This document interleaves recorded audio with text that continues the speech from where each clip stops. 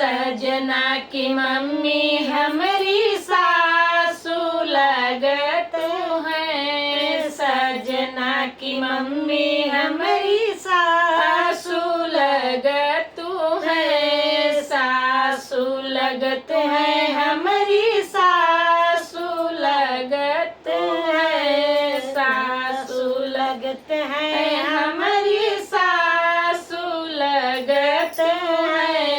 नाही नीक लागे हो ललनवा के दादी लागे। नाही नीक लागे हो ललनवा के दादी लागे। बड़ा नीक लागे हो अटरिया पे कागा बोले। बड़ा नीक लागे हो अटरिया पे कागा बोले। सजना के सासू हमारी मम्मी लगत है। सजना के सासू हमारी मम्मी लगत है। मम्मी लगत है हमारी मम्मी लगत है। मम्मी लगत है हमारी मम्मी लगत है। बड़ा नीक लागे हो ललनवा के नानी लागे।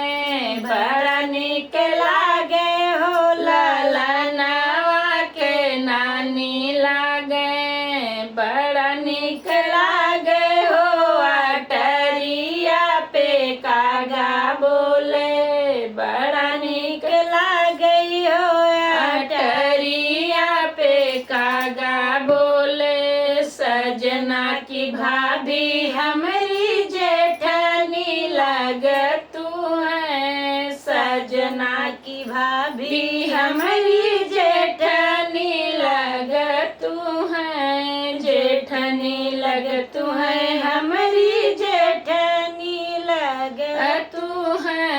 जेठनी लगत है हमारी जेठनी लगत है। नाही नीक लागे हो ललनवा के ताई लागे।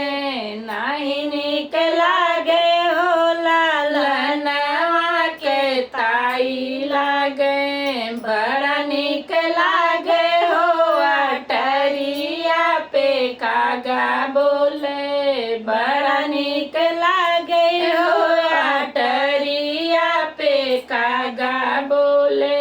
सजना की सरहज हमारी भाभी लगत है। सजना की सरहज हमारी भाभी लगत है। भाभी लगत है हमारी भाभी लगत है। भाभी लगत है हमारी भाभी लगत है। बड़ा नीक लागे हो ललनवा के मामी लागे। बड़ा नीक लागे हो ललनवा के मामी लागे। बड़ा नीक लागे हो अटरिया पे कागा बोले। बड़ा नीक लागे हो अटरिया पे कागा बोले। सजना की बहना हमारी ननदी लगत है। सजना के बहना हमारी ननदी लगत है। ननदी लगत है हमारी ननदी लगत है। ननदी लगत है हमारी ननदी लगत है।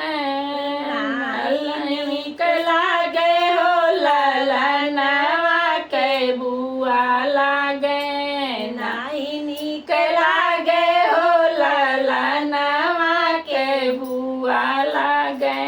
बड़ा नीक लागे हो